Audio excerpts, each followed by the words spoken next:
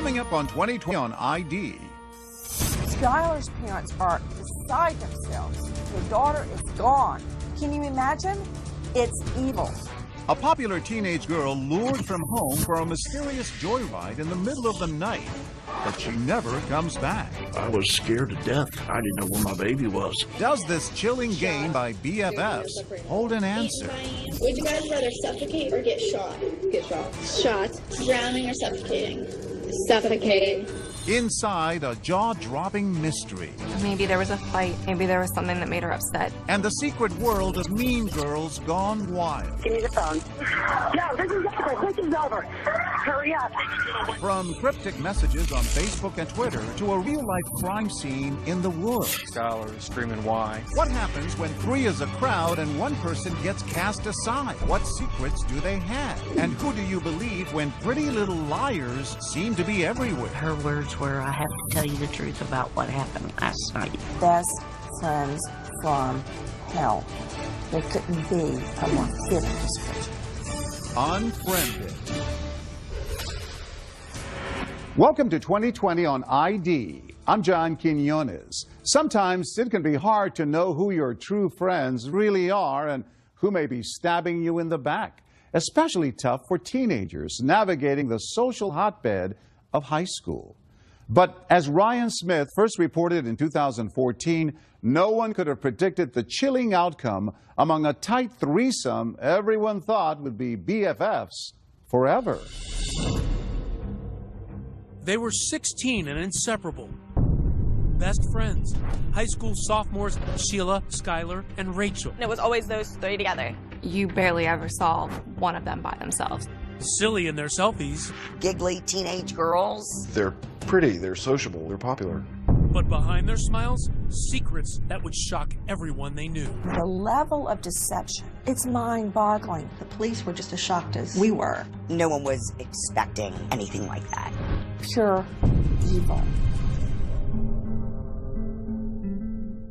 Nestled in the Green Mountains of West Virginia, the city of Morgantown, home to West Virginia University, known as a friendly family place.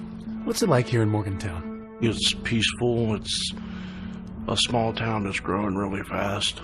Nice people.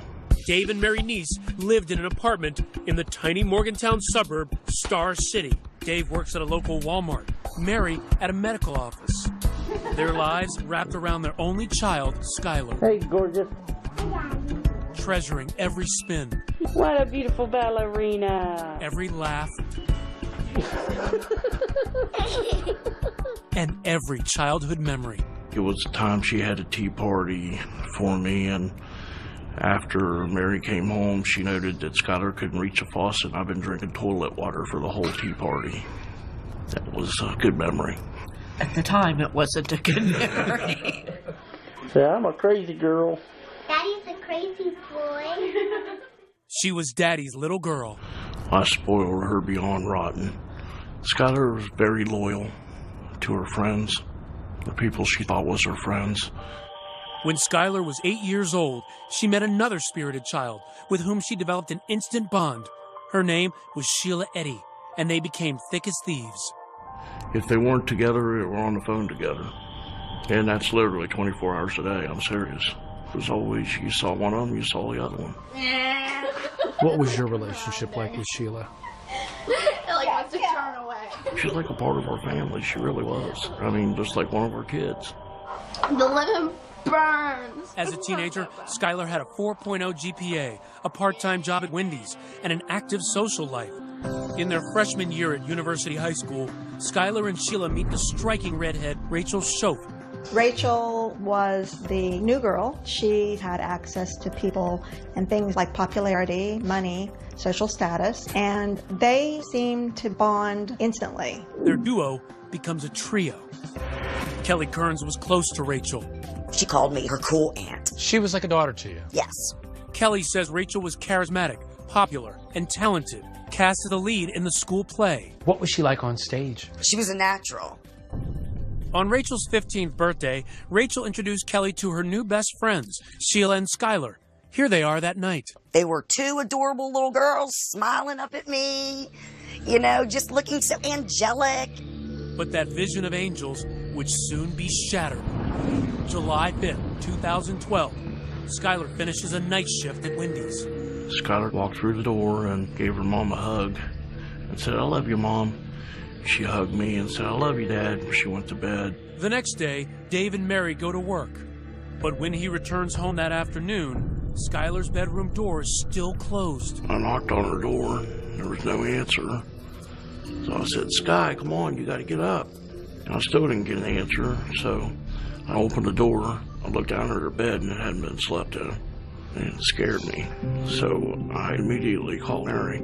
She said, "She's not home?" And I said, "No." Concerned, his next call, Sheila. She answered on her first ring. I said, "You got any clue where Skylar is?" She said, "No." I said, "When's the last time you talked to her?" She said, "Last night about midnight." Looking for clues in Skylar's bedroom, Dave discovers something out of place. When you came in here that day, describe what this looked like. The screen was gone completely, and I found it in her closet, and the window was open about that much so she can get her fingers out and lift it back up. I found a bench right here. Outside the house, Dave points out where he saw a bench, a way for Skylar to climb back into her bedroom. Then I knew, oh my God, she snuck out last night and she's not home. And then I started freaking. It's now 4 p.m., and it's time for Skylar's next shift at Wendy's. Skylar had never missed work, but today, she's a no-show. Wendy's called and said, "Hey, is Skylar coming to work today?" And I said, "Oh, Jesus." Mary said, "Call 911. Long County 911, do you have an emergency? I have a 16-year-old daughter who apparently snuck out of her room last night. She has not been home, hasn't went to work, can't get a hold of her from any of her friends. I am scared to death. Has she done this before? No. Just then, Mary gets a phone call from Skylar's best friend, Sheila. And what did she say? Her words were, "I have to tell you the truth about what happened last night." She proceeded to tell me that her, Skylar, and Rachel had snuck out the night before, and that they had driven around Star City, were getting high, and that the two girls had dropped her off at the end of the road because she didn't want to wake us up sneaking back in. I was scared to death. I mean, I didn't know where my baby was. It was horrible. Sheila and her mother come over and offer to help in the search for Skylar. We immediately went looking for her, gone door to door, and we couldn't find her. But then, Mary remembers what will become a major key to finding Skylar's whereabouts. Mary said, "Oh, what about the surveillance? We got surveillance at our apartment." Their surveillance camera, intended to capture intruders, instead reveals this grainy image of that night. A car pulls up at 12:30 a.m., 30 minutes after Sheila says she dropped Skylar back near home. Minutes later, Skylar is seen sneaking out of the house. She slips into the car and disappears. What were you thinking when you saw her head flash on that screen and she's walked into that vehicle? For a second, I felt relief because at least I know she didn't get abducted or anything, you know. And it wasn't like she was pushed in. She willingly got in the car. What did police tell you that they thought happened? They thought that Sheila had dropped her off and Skylar came back home and then snuck out again. For Officer Jessica Colbank and Corporal Ronnie Gaskins, the video is their best and only clue. What were you looking for? Anything. Trying to get pictures of the tires, the rims, but it's just too grainy. And it just raised millions of other questions of who did she go with and where did she go? Next, a father frantically following every lead. I'd jump in my car and fly to the place they thought they saw Skylar. I'd go down to the supermarket and scream her name. What happened to Skylar? Everyone has their own theory. I thought something happened at home. She wanted to get away. Got drunk and fell and hit her head. Somebody maybe followed her home. Somebody's just too scared to tell us what really happened. Stay with us.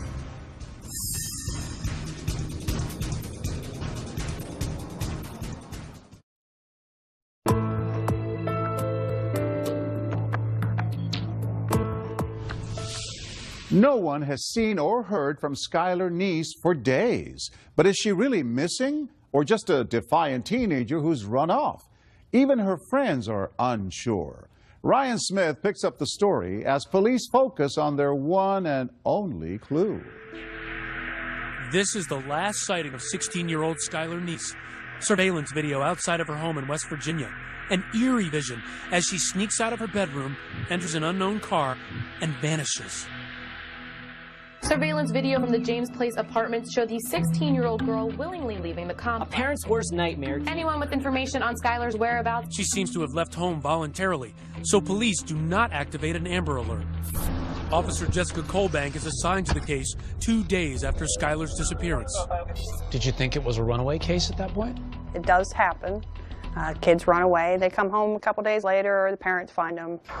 Skylar's parents, Dave and Mary, are frantic. Dave pleads on local TV for help, begging his daughter to come home. We love you. Come home as soon as you can, baby. Honey, if you're scared, don't be scared. You're not in trouble. We need to talk, and that's all, honey. Just come home. Each time they get calls with possible Skylar sightings, they rush into action.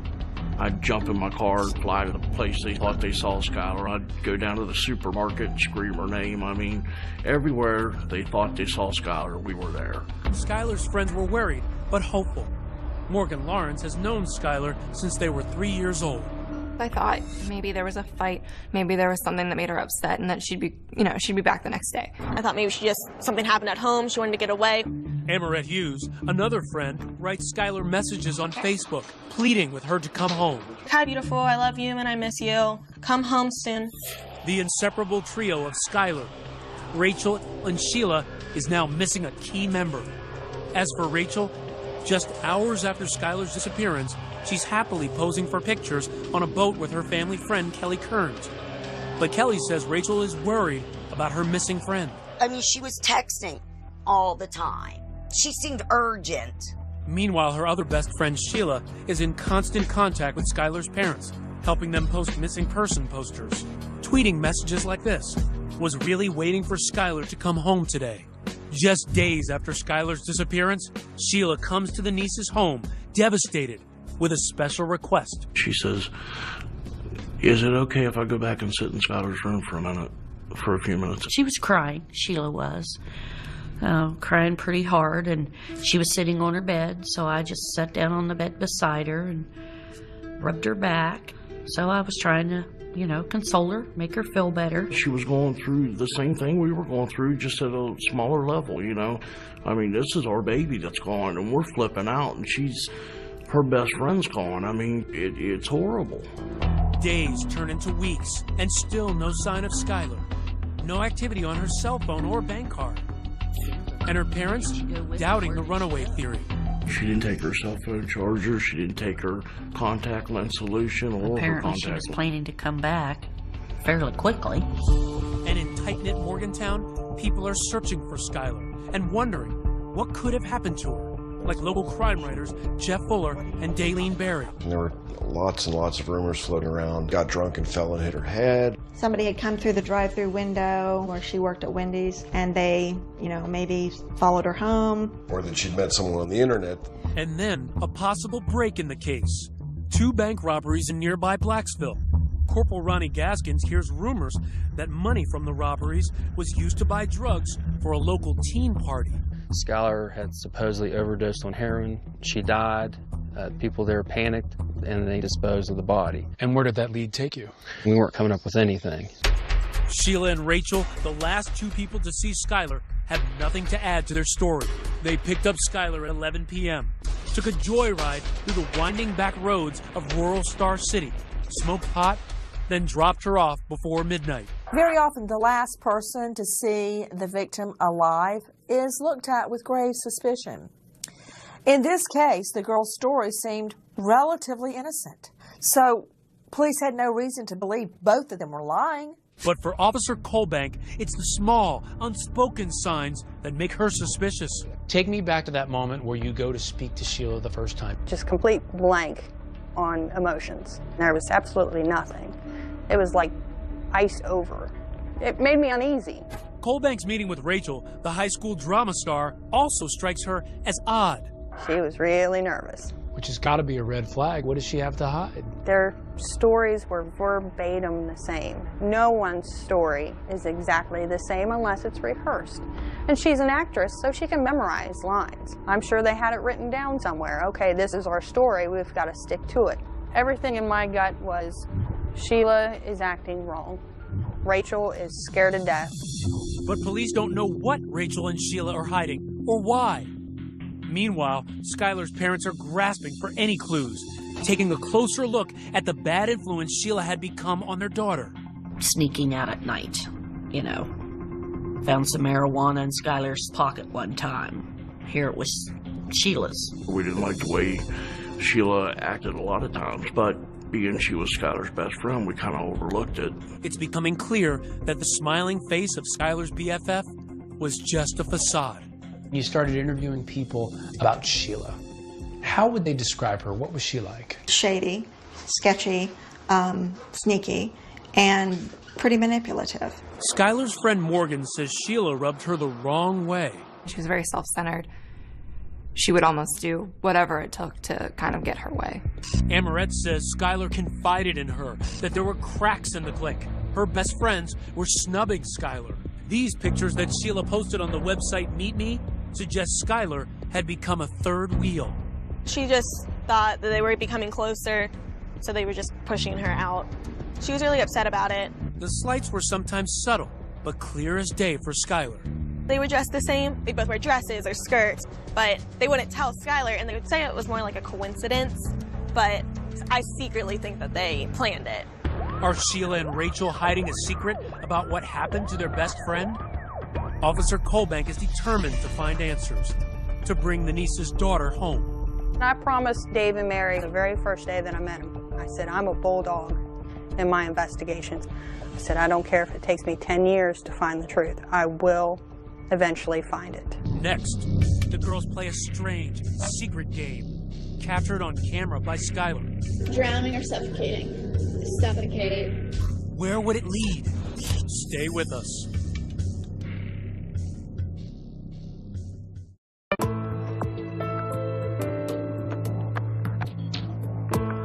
As days turn into weeks, the search for missing teenagers Skylar Neese has intensified. But with no signs of activity on her cell phone or bank card, police are beginning to think they're dealing with something far more sinister than a runaway. Ryan Smith picks up the story. Police have begun to suspect that Sheila and Rachel, best friends of missing 16-year-old Skylar Neese, are lying about what happened the night she vanished. The first red flag? Tension in the relationship. Officer Jessica Colbank pours through Skylar's old Facebook and Twitter posts. What she finds sets off alarms. You could tell she was mad at someone. In the weeks before she vanished, Skylar had posted angry messages. There's just something about you I can't stand. People can be so mean for absolutely no reason. Hope you don't expect me to give a anymore. Hashtag bye. And the final tweet she wrote, sent 10:48 p.m. the night she disappeared. You doing like that is why I will never completely trust you. She didn't trust someone. That was the issue. And perhaps the most suspicious posting by Skylar, this strange game among best friends. Sheila asks Rachel and Skylar how they prefer to die. Would you guys rather suffocate or get shot? Get shot. Shot. Drowning or suffocating? Suffocate. It's almost the same thing. I know, but it's not. And when police review Rachel and Sheila's cell phone messages after Skylar went missing, they note a curious absence. There was no mention of Skylar whatsoever.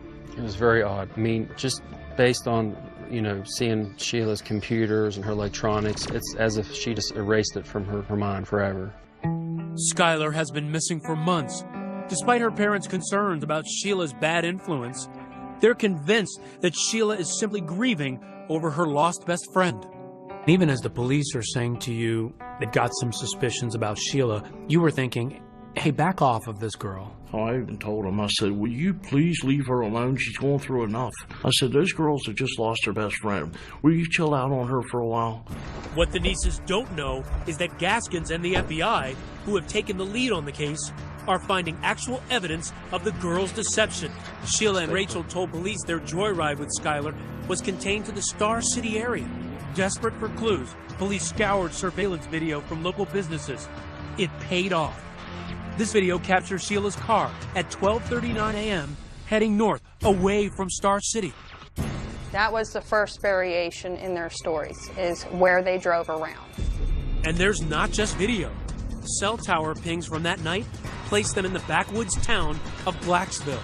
That just blew their whole, oh, we stayed in Star City. You're 45 minutes away from where you're saying you're at. You can't do that. You're not Houdini. So you say, aha, we have this information. What happens when you speak to Rachel and Sheila? They changed their story to fit, oh, sure, we were in Blacksville. I forgot that. Oops. We didn't want you to know that because we were supposed to be home already. Their carefully rehearsed stories are now mismatched.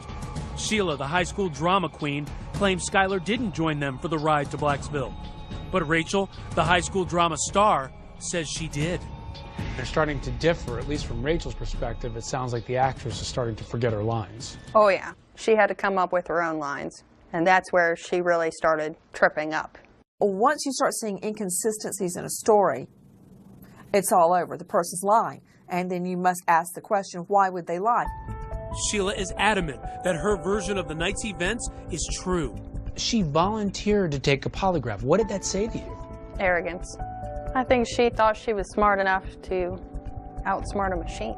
So she took a polygraph, and what happened? Failed miserably. Rachel also agrees to take a polygraph, but en route on the day of the test, she's scared, jumps out of her father's car, and flees. She jumped out of a moving vehicle to avoid it. If you haven't done anything wrong, why won't you take this test? Now, armed with surveillance video and cell phone records that prove the girls have been lying, police tell Dave and Mary Neese that Skylar's best friends have a secret. At that point, we knew they had to know something. So we pushed. Your mission is to try to get their secrets out of them. Exactly. Asked them to come over, and I said, okay, help us. You know, if you're afraid of somebody, I promise you they'll never get to you. The Neeses start posting about karma on Facebook, writing that the girls need to tell what they know. Yeah, we hounded them pretty good. Yeah, we did. Their friends at school had picked up on it. Classmates and even strangers are putting pressure on Sheila and Rachel. Anonymous tweets like this one, "Pretty little liars keep on lying." So the town was starting to get suspicious. Right. There was a social media campaign building. They were harassed by a lot of different people online. They were called murderers. You could tell that the tide had turned and people felt like they were somehow involved, or if nothing else, they knew and they needed to come forth and say. And people were outraged that they weren't doing that. So they could put a lot of pressure on that police could not put on. Definitely all eyes were on Sheila and Rachel. You know, you can't be part of the trio and not have any clue what's going on. Kelly Kearns, close friend with Rachel and her mother, hears the rumors that Rachel is stonewalling police. I'd get a text from people, why isn't your friend's daughter cooperating? So I'd send Rachel a text, what the heck are you doing? Even those closest to Rachel are wondering, what is she hiding? He said, was Skylar alive when you left her? Yes. We didn't do anything to her. I think that in this situation, you cannot lessen the importance of peer pressure. Rachel seems particularly affected. As the lead in that year's school play, she is accustomed to adulation. It's like she was getting booed in a performance. It's that type of level of ostracizing her. She couldn't handle that. It seemed like Rachel was really losing it in terms of she was crying a lot at school. Kids saw that. And it wasn't crying for Skylar, where's my friend? No. No, there was a few places where Sheila was sort of crocodile tears on Facebook, but no, there's never any real hint of that. One night, almost 6 months after Skylar went missing, Rachel cracks, apparently having a nervous breakdown. Her mother calls 911. I have an issue with a 16-year-old daughter of mine. I can't control her anymore. She's screaming. She's running through the neighborhood. Give me the phone. No, this is over. This is over. Hurry up. Oh, God. She just gave me a block. Oh, God. Hurry up, please. Seemingly suicidal, Rachel is admitted into a local psychiatric hospital. What happens there has never been revealed. But immediately upon release, Rachel is driven directly to meet with police. She's just nervous, she was shaking. And the impression I got was, all right, now the truth's finally going to come out. Next, you'll never believe what Rachel tells police. This was something totally different from what you expected. It struck me as unbelievable. Skylar's last moments revealed. There was no accident. Man, this is dark and creepy. Let's imagine these girls are out here after midnight. Stay with us.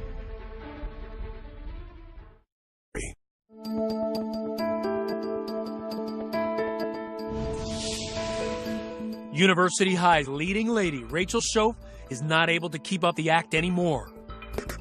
6 months after the disappearance of Skylar Neese, Rachel's abandoning the role of heartbroken best friend and going from a psych ward straight into the interrogation hot seat.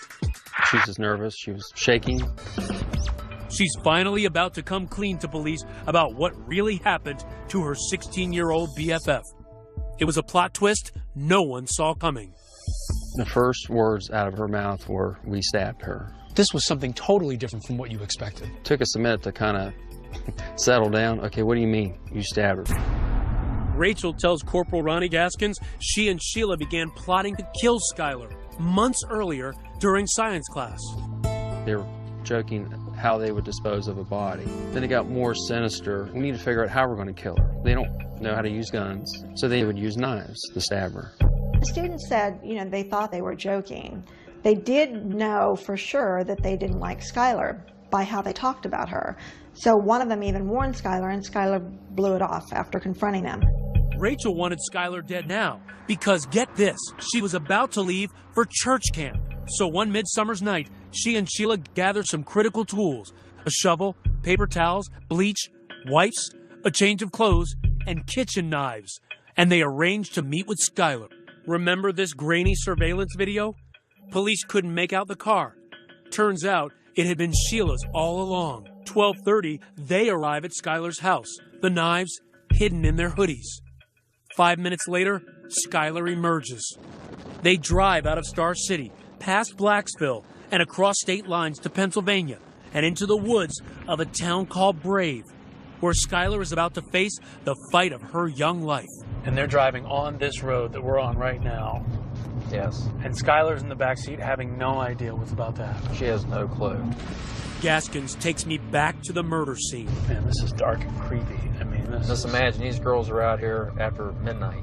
And recounts what Rachel confessed. All three girls exit the car, and they walk down this road. The girls find a grassy area to sit and smoke marijuana. Skylar gets up and starts walking back to the car to get a lighter. That's when they execute their secret plan. Sheila and Rachel get up behind her and count. 1, 2, 3. And on 3, that was the time for them to start stabbing Skylar. Right here, Skylar is being stabbed by her two best friends. Yes. Skylar takes off running, with her two friends giving chase. Rachel tackles Skylar, and the pair continue to repeatedly stab their BFF. According to Rachel, Skylar is screaming, "Why?" And then they try slitting her throat because they had read that it would kill her quicker if they cut her jugular. The plan was to bury her, but the ground was too hard. So instead, they drag her body to the side of the road and cover her with branches, rocks, and leaves. They don't even bother to really conceal her. They change into clean clothes, they wipe down the car, and they left. Like nothing happened. This was calculated, planned out, thoroughly thought of before this night. The perfect murder plot. Everything planned to the T. But why? Her only answer to that was, "We just didn't like her." "What do you mean you just didn't like her?" "We just didn't like her." Well, why not? Did you ever get the sense with Rachel that she was really remorseful? She seemed to be relieved that the truth has been told. She doesn't have to hold it in anymore. It's not eating at her anymore. Shockingly, even though Rachel confessed, Gaskins doesn't arrest her. So we had no body. We had no physical evidence. I mean, we had all this circumstantial evidence, but we needed something more concrete. And there had been no cracks in Sheila's armor. So to try and nail her, that night, police put a wire on her friend Rachel, hoping Sheila incriminates herself. Sheila doesn't take bait. Instead, two killers take this smiling selfie together. Sheila tweeting, "Finally got to see Rach." Then, a break. Police think they have an ace in the hole, linking Sheila to the murder. They find traces of blood in her car. We had to do a DNA confirmation. Meanwhile, Rachel continues to give critical details to police. Details Skylar Neese's parents so desperately await, like the location of Skylar Neese's body. In this area right here is where we were able to finally locate Skylar's remains. She was 1, 2, 3, 4, 5, 6, maybe 7 steps away from the road. Back in Star City, the Neese family is holding a vigil on what would have been Skylar's 17th birthday. They are finally told the news they've been dreading. Skylar has been murdered. I was outraged. I was a mess. All these emotions run through my head at once. The search for Monongalia County teenager Skylar Neese is over. Skylar was our world, and now she's not here. Soon the news breaks publicly. Father, we thank you for joining us here today. But not the identities of the killers. And immediately, Sheila Eddy takes to Twitter to join the chorus of grief. Worst day of my life. The pain is real. And rest easy, Skylar. You will always be my best friend. At the same time she is pretending to mourn online, Sheila is brazenly taunting police, tweeting messages like, "Wonder if there's a Law and Order SVU where they don't figure it out." And, "We really did go on 3. A seemingly blatant reference to the crime. But what Sheila doesn't know is that authorities get their biggest break yet. Conclusive evidence linking her to the murder. A DNA match confirms that blood from the trunk of Sheila's car is Skylar's. It's that final piece that really nails Sheila. That was news that I was waiting to hear. Finally, with enough evidence to arrest Sheila, Gaskins closes in and tracks her to the Cracker Barrel, where she is having breakfast with her mother. I just want to be able to get her right then and there, get her into custody. It's a race against time at this point. Right. We're not just dealing with a 16-year-old girl. This is a cold-blooded murder. It's the end of the road for Sheila. She is leaving the Cracker Barrel just as Gaskins pulls up, cuffing the teen killer right there in the parking lot. I advised them she was being charged with the murder of Skylar Neese. What did it feel like for you to finally arrest Sheila? It was just an amazing feeling. It's also a huge victory for that young cop who wouldn't quit, Jessica Colbank. Elation. Pure joy. What did you say when you brought her to jail? Home sweet home. And then we shut the door with a big old grin on my face. Case closed for Colbank, but for Skylar's parents, Dave and Mary, Sicko. Learning the killer's identities not only brought more heartache and devastation, but also fury. They're acting like they really care. And they're the ones that's responsible for the whole thing the whole time. Casting devastating new light on that moment when Sheila was overcome with emotion in Skylar's bedroom. Oh, my Lord, and we believe that garbage. Can you imagine? Your daughter's killer sitting on your daughter's bed, crying, and the mother putting her arms around her daughter's killer. Skylar trusted those two little witches, and it cost her life. Best friends like that, you don't want any enemies, that's for sure. How could they do that to their best friend? And the reason Rachel gave? That they just didn't like her? That's the biggest line of crap I've ever heard in my life. There has to be a reason. You don't do stuff like that for no reason. When we come back, the real motive? Was Skylar hiding something about her friends? Did she know too much? Skylar knew stuff about them that they didn't want out. Her secret diary revealed. Stay with us.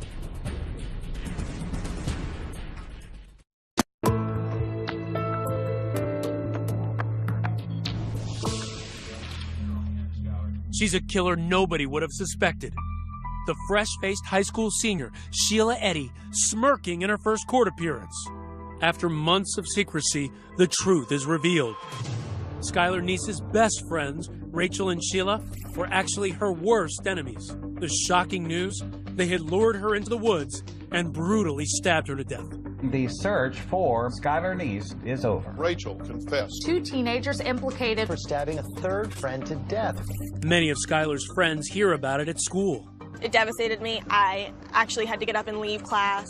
If you don't want to be friends with someone anymore, you just delete them on Facebook. Like, you don't go and get rid of them. Kelly Kearns has known one of the killers, Rachel, since the day she was born, considering her like a daughter. When someone tried to tell me that they stabbed them, no way in heck. You couldn't believe that was your Rachel. You can't tell me these girls stabbed her. And it wasn't until I opened the paper when I saw guilty and her picture. Today, looking at the photograph of Rachel, taken just hours after she murdered her friend, Kelly is floored by that smiling face. What strikes me about this picture is I don't see anything on her face that reflects what she did. It just makes you feel, you know, what'd you miss? And at the heart of the wrenching questions, how could 2 teenagers kill their best friend? they say they just didn't like her anymore, which is typical of teens, but teens typically don't kill each other when they fall out of like. Daylene Berry and Jeff Fuller believe envy may be part of the answer. Skylar, on some level, probably represented to Sheila and Rachel what they lost or could never be, and that was her wholesomeness. She wanted to stay focused on her goals of going to college, becoming a lawyer, being a self-sustaining individual that gives back to society. And Rachel and Sheila had somewhere along the way, they lost that. And Skylar was a reminder of something that they weren't going to be able to accomplish. So it's almost a jealousy. Yeah. She's the buzzkill. Yeah, she's the buzzkill. I think it was because Skylar knew stuff about him that they didn't want out. Stuff, he says, that was hidden in Skylar's diary, where he says she wrote about a sexual relationship between Sheila and Rachel, which she witnessed at a sleepover at Rachel's house. Daylene Berry and Jeff Fuller describe the incident in intimate detail in the book they've written called Pretty Little Killers. Sheila and Rachel became involved sexually, it appears. Skylar was forced to watch because she knew if she left the bedroom, they had all been drinking and they'd all be in trouble. Several weeks after the sleepover, Skylar tweets, "I'd tell the whole school all the I have on everyone," which is a lot. Hashtag, if I could get away with it. Then, 1 month before she is murdered, there is another tweet from Skylar. "Just know, I know." Rachel and Sheila had formed some type of a sex relationship that they believed Skylar knew about it and would ultimately tell everyone. But the nieces say that Skylar never would have acted on the veiled threats. She had a lot of gay and lesbian friends. It didn't bother her. Now, she didn't care if you were pink, purple, yellow. That was just Skylar. Why do you think they killed her? For the thrill of it, to see if they could get away with it. I feel that they had a strong dislike for Skylar, so it's fitting they stabbed her in the back. A year and a half after the murder, Rachel faces justice. She pleads guilty to second-degree murder, a lesser charge based on her cooperation. Finally, in court, she directly addresses the Neese family. I'm so sorry. I don't know if there's a proper way to make this apology, because there are not even words to describe the guilt and remorse that I feel each day for what I've done. The person that did that was not the real me, not the person I am, not what I'm made of, and not what I believe in. Rachel's mom weeps as she listens. Again, I'm so sorry, and I pray each day for everyone involved, and I pray each day for forgiveness. She can take her apologies and everything else and sit on them because that's about what they're worth to me and my wife. She has done nothing but make our lives a living hell since this day one. And she's sorry because she got caught. That's the only reason she's sorry. She was crying. She was emotional. You didn't think that was remorse? To me, that was her final act in front of an audience. She's the big actress, star of the high school plays. This was her last Broadway performance. At her arraignment, a defiant Sheila Eddy pleads not guilty. Sheila Eddy, how do you plead? Not guilty. But later, in a surprise development, she changes her plea. Sheila Eddy, how do you plead to the offense of murder in the first degree? Guilty. Guilty to first-degree murder. She offered no words of remorse. Why do you think that Sheila has never apologized? Because she's not sorry. You don't apologize for murdering somebody in cold blood because she meant to do it. It's a good thing she didn't give an apology. People think it's horrible because she didn't. I commend her. Don't stand up there and lie to me and tell me you feel guilty. Rachel's family described her actions in a statement as unforgivable and inexcusable. Sentenced to 30 years, she's now serving time in an adult prison. The same prison, in fact, where Sheila, the girl she turned in, is now serving a life sentence. But both girls could be released on parole by their early 30s. If I'm dead and gone, somebody will be there to make sure they talk to the parole board and these animals don't get out of their cages. If you could say anything to Sheila and Rachel right now, what would you say? Rotten hell. Skylar's friends are still trying to process their loss and mourn the milestones they are experiencing without her. Skylar never got to go to a prom. Isn't that your boyfriend? Mary and Dave never got to see her get all dressed up and get the bouquet and get everything else. And graduation was definitely one of the hardest. That week was a little rough. In memory of their only child, Dave and Mary Neese helped pass Skylar's Law in West Virginia. It requires Amber Alerts for all missing children. This is Skylar's room. When you come in here, does it give you any sense of Skylar now? Yeah, it still does. They continue to treasure every item that belonged to Skylar. Some of them don't mean anything. They were hers, so we'll always keep them. She has a bunch of cards and drawings. Yeah, see, her friends were always sending her a birthday wish for my friend. Uh-oh. That's what I think of that one. That was from Sheila, by the way. The card reads, "Happy birthday. Love, Sheila. BFF. Love you like a sister for life." For Dave, it's just one more reminder of the searing betrayal that has destroyed their world. Because of that outward appearance, people don't want to believe they're capable. I still, to this day, have people say, there's no way, it's just those two girls.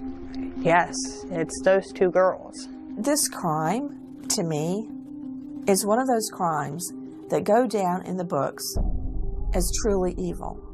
Best friends from hell. There couldn't be a more fitting description. Today, on a hidden road, deep in the woods of a town called Brave, there is a silent shrine. They say this is pretty much where she was found. The site of Skylar's murder has been transformed into a memorial. On this visit, a stranger had written a note to Skylar.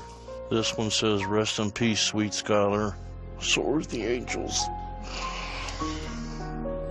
Baby, I'm so sorry.